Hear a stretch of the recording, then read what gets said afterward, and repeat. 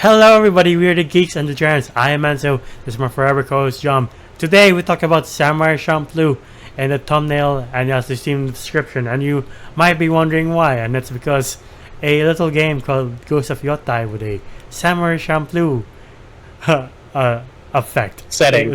Yeah, like in Ghost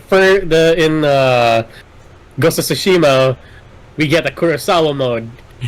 And Ghost of Yotai, we're getting a fucking Nuja Bez mode. I'm like, yes! I need more of that! But yeah, this came out in 2007 as one of the most influential animes of all time, even though it is a limited series, and I do like the fact that for a while, you're like, what is the plot again? Alright, Sunflower Samurai, cool. Which is a bullshit plot, too. Yeah. Like, you're entirely here for the vibes. But you get this whole, like, Fu wants to find a samurai smelling of sunflowers. Which, by the way, sunflowers doesn't have a scent. Yeah. and like, is it her dad? But she does. We do have like an entire adventure with this trio. Yeah. And it's all vibes. Yeah. Like, it's all filler, but it's just vibes. Yeah, exactly. Like, you're like, what is the thread of this? And like, it's only like halfway through when they meet the German guy that you get. You're like, oh right, we're supposed to be looking for you, that guy. Okay. And then it's back to our misadventures. And like the main thing I love about it is the chemistry between Jin, Mugen, and Fu. Like, if it weren't for their chemistry, if I didn't like any of them, this adventure wouldn't be worth it. I'd be like, fuck, I'm wasting time watching 26 episodes with characters I hate. Great. Yeah. Great. Like, who's your favorite among the three? Mugen.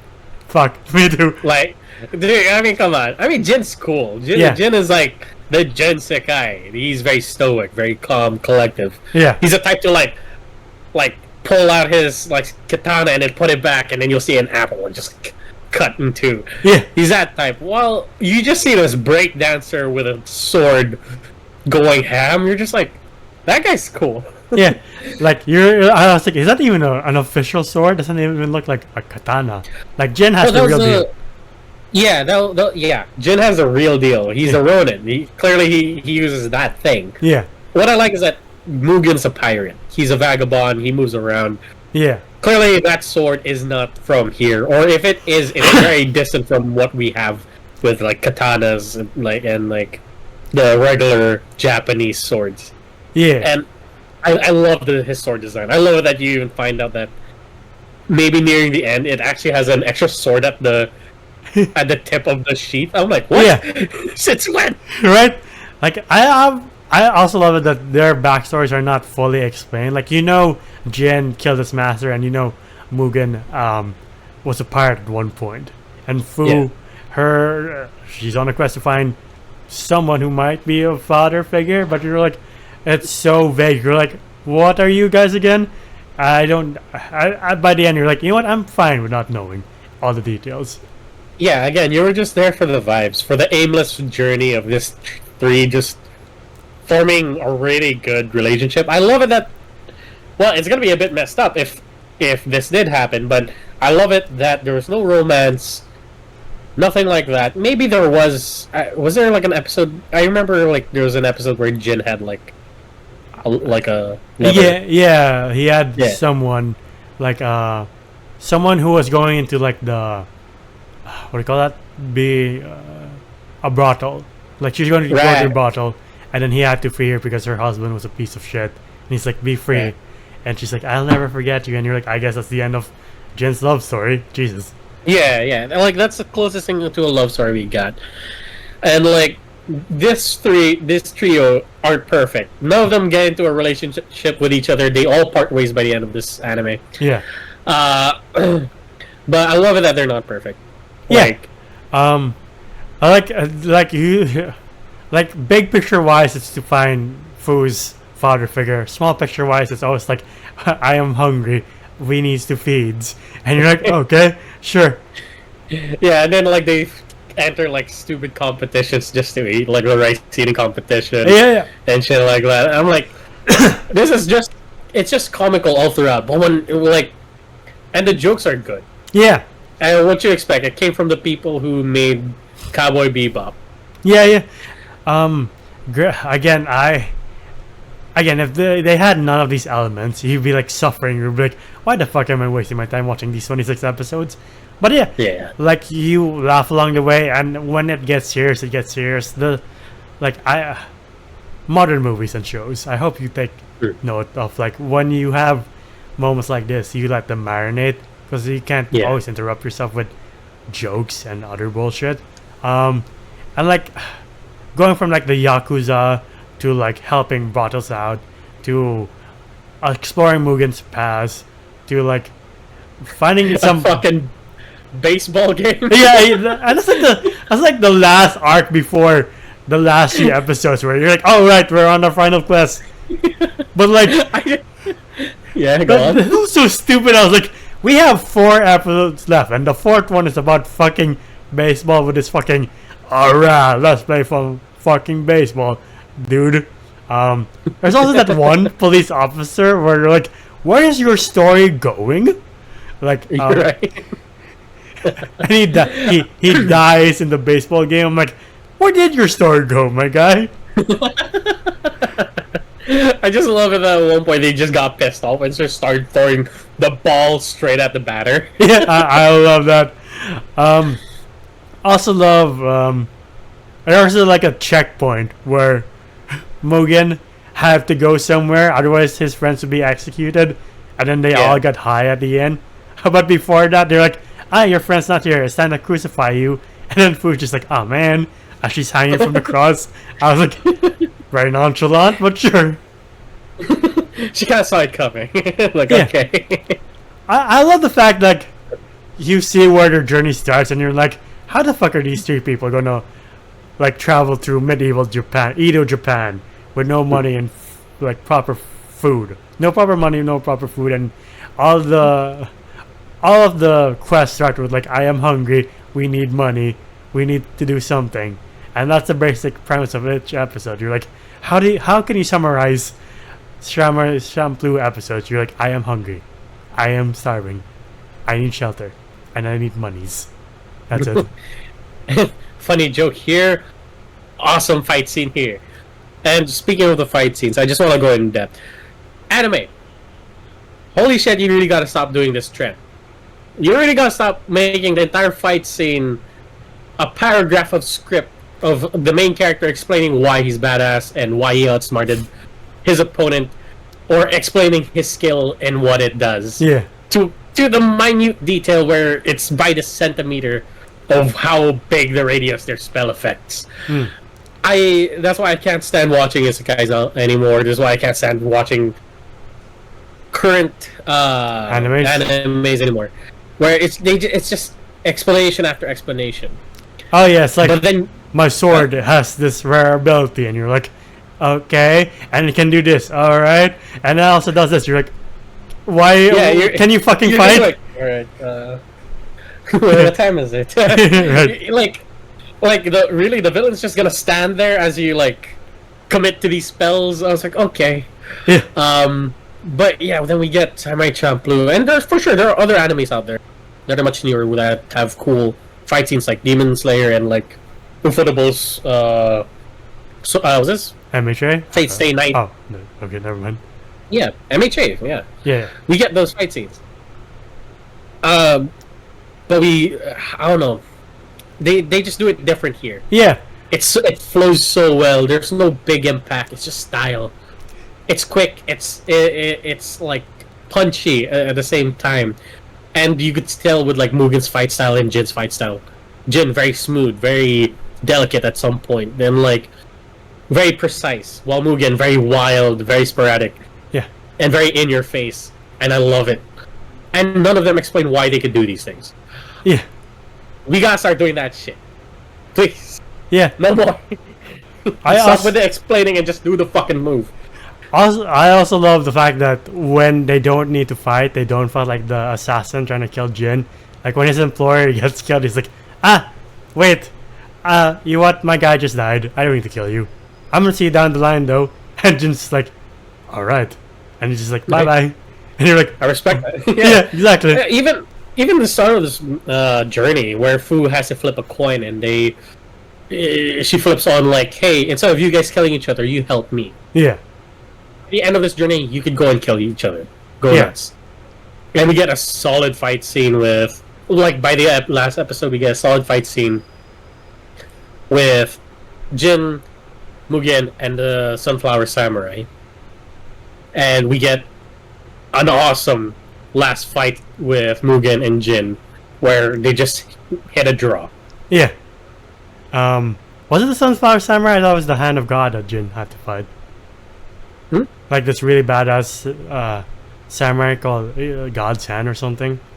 Oh yeah. No, I'm just talking about like the where right there was two of them. Yeah. No, all I remember is like him, like the Sunflower Samurai, just absolutely bodying Jin and Mugen. Oh yeah. With just him alone. I was like, what the fuck? Yeah. And then he kills Fu's father by the end. You're just like, oh well, poor Fu. She came all this way. But yeah, I do love that handicap match between Sunflower Guy and Jin and Mugen. And again, like this came out in 07. Like if you told me it came out today, I'd be like, yeah, I believe you. And like even the 1v1 battle between Jin and Sunflower Samurai, where I'm just like, this is, I kept rewinding that scene so many times. I was like, I can't stop watching. It's pretty good. Yeah, it's fucking good. Do you have a favorite arc in particular? Like a one episode thing? There was. I think it was just the style and the entire story itself, where it was either Mugen's backstory where they explain it and like, the pirates? They kind of get a glimpse of his past. Yeah. Or the one with the assassin that sleeps with him. And while Jin is fighting this hulking dude. Oh yeah. Right. Yeah, the guy's like, don't look at me, I'm ugly. And you're like, oh, poor guy. It also, it doesn't also waste time explaining everybody's backstory.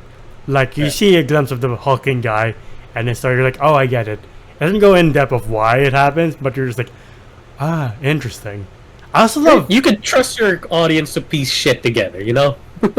I also love the 2-episode arc where they find this one guy hiding out from the police.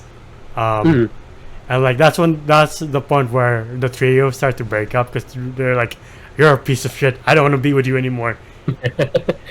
And then Fu kind of finds companionship with this one guy who's running away from the police because they thought he slaughtered his entire village. And that Itachi? Yeah, I forgot his name, but it's a pretty solid arc. Also love the one episode with that blind woman that turns out to be an assassin. And like after Jin gets rescued by some fisherman, he asks the fisherman, what's your name? I need to know your name. The guy goes, Miyamoto Musashi. And even I'm like, what the fuck? Yeah, I forgot about that scene. You're just like, what? Yeah, and he's like, nah, I'm fucking with you. You're gonna write a great book in the future. And he just goes, nah, I'm fucking with you. He died a long time ago. And you're like, oh, Jesus Christ, man. For a while I was like, Jesus Christ, it's you. That does make sense, though. Yeah, he did die a long time ago. I forgot that this is set in the 1800s. Yeah. Sorry, the 1900s. Yeah, but for I was like, you know what? It makes sense that the most famous samurai would be a lonely. Oh, never mind. You're fucking with me. Never mind. You're fucking with me. Yeah.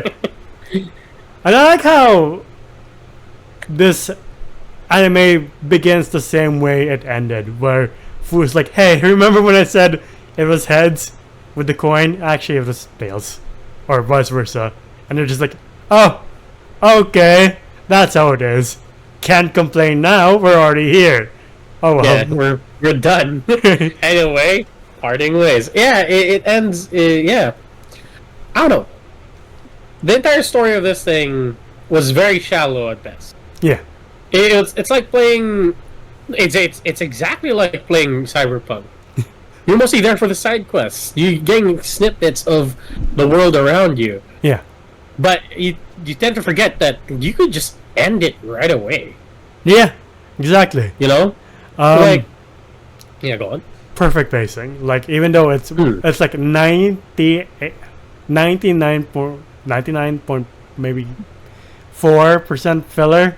Like the last 6%, you're like, all right, we're here for the Sunflower Samurai. Fucking finally. Yeah. Agreed. After a fucking baseball episode, I was really like, where the fuck are we going? What is happening? You haven't watched One Piece yet, I guess. Yeah. Oh god, I saw the start on that. You don't have to. Like I'm curious enough to start it. But anyway, you were saying what was this in? about the episodes that it's non-consequential, like Cyberpunk. Oh yeah, like again, you're just there for the entire vibe of it, you know. And it's matched together with Rest in Peace Nujabez's soundtrack. Yeah. And I love that. I love Nujabez. I love that he is the father of lo-fi, and everything here just matches. You know how Thunderbolt matched Gundams fighting and Mobile Suits fighting to jazz? Yeah. Here, you're watching two samurais fight each other through hip-hop. And that's what I did majority of the time I was playing Ghost of Tsushima. I just lowered the volume of my game and put on my headphones and listened to Nujabez's entire discography. Oh, so you pulled the Ghost of Yotai before Ghost of Yotai was even in development. I feel like a lot of people did. Yeah, probably. But yeah, again, it's just for the chemistry, and you saying these relationships grow to their end, and like I love the fact there's never been a follow up. There's no like a continuation. Like I respect the fact that the creator's like, no, this is the end, and that's it. That's good, in my opinion. I like it that way. I would love to see more animes. Yeah. Done by this creator, and we are getting it. There's this one anime, I forgot what it was, but it was something about something dogs. I forgot. Okay. Excuse me.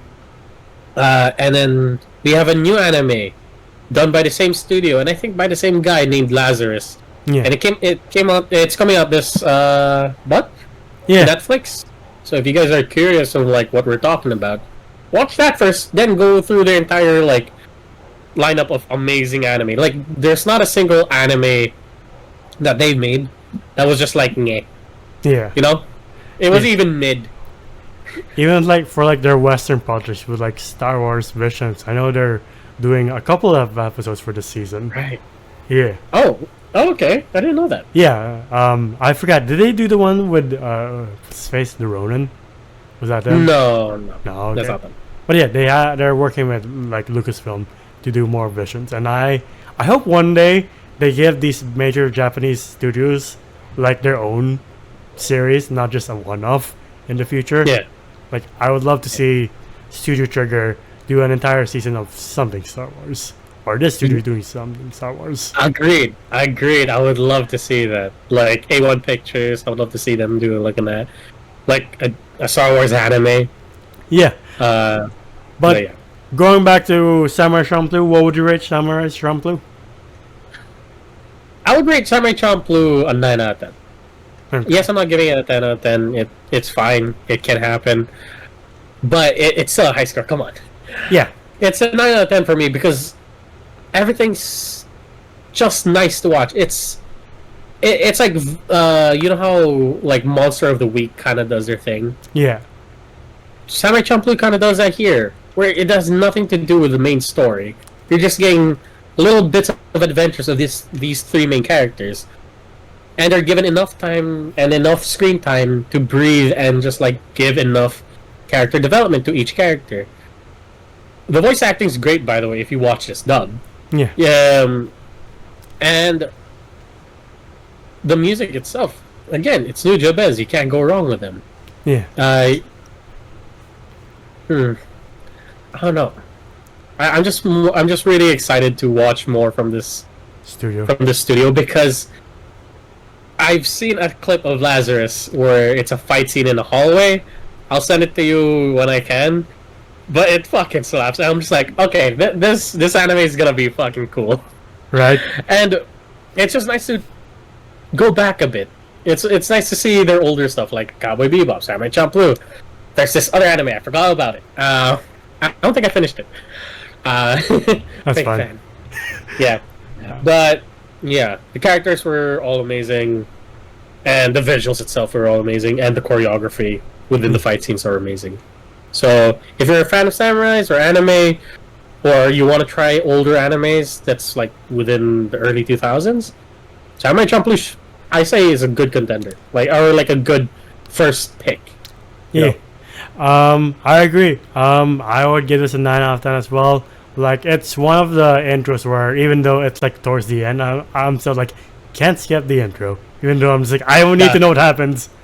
Dude, the ending, that's my jam though. Yeah, The smooth jazz, yes. yes, give it to me, please. Great characters. Even I also find the dub pretty good. Like Steve Blum as Mugen. I'm like, you're pretty perfect as Mugen, dude. Yeah, like he voiced Spike and now he's voicing Mugen. I was like, yeah, that's cool. Yeah, perfect. Still my favorite voice for Wolverine, but in anime he has a legendary career there as well. And yeah, great visuals, great animation, great story. Even though at times you're just like, what the fuck are we supposed to be doing? What is your quest again? Who sunflower? What? Oh, we have to eat a shit ton of rice and then play baseball and then maybe get almost killed by some fucking Christian cultist or the priest is like a fucking collector of like, this is the piece of something. You're like, you fucking nerd. Can you get out of my face? Yeah. Good stuff, really great stuff. The only caveat is that you might get a bit frustrated where you're like, again, you're like, where the fuck is this going? You might not have the patience where's for the it. main story? Yeah. But hey, the anime does a really good job at like just entertaining you enough to kind of make you forget, like, right, there's a goal. Right? Exactly. And yeah, again, this is in preparation for Ghost of Yotai. I hope it's fucking good. I've seen some gameplay. I'm like, damn, that looks nice. It does. Yeah. Even though since the beginning of my pickleball career, I barely play games now. I might take time to be like, I need to explore this open world because it looks fucking cool. Well, yeah, that's been our video for Samurai Champloo. What's your favorite early anime from the early 2000s at least? Maybe we can do that someday. If you like what you see here, please leave a like, subscribe, and ding the bell icon to get notified of when we upload next. We're also on Spotify and TikTok. TikTok to see your best and funniest moments, Spotify to hear us on the go. In the video, I'm doing the voices on TikTok and ends Waffle Letterbox. Where can you find you? You can find me at JohnJoM_. On Instagram, it is my account. And I don't know if it's going to be in the middle of this lineup or the end of this lineup, but we are going to be talking about an anime about a boy who's too scared to fight angels because he won't get in the fucking robot soon. Oh, Yeah. okay. But until then, we'll see you there. Bye, everybody. Ciao.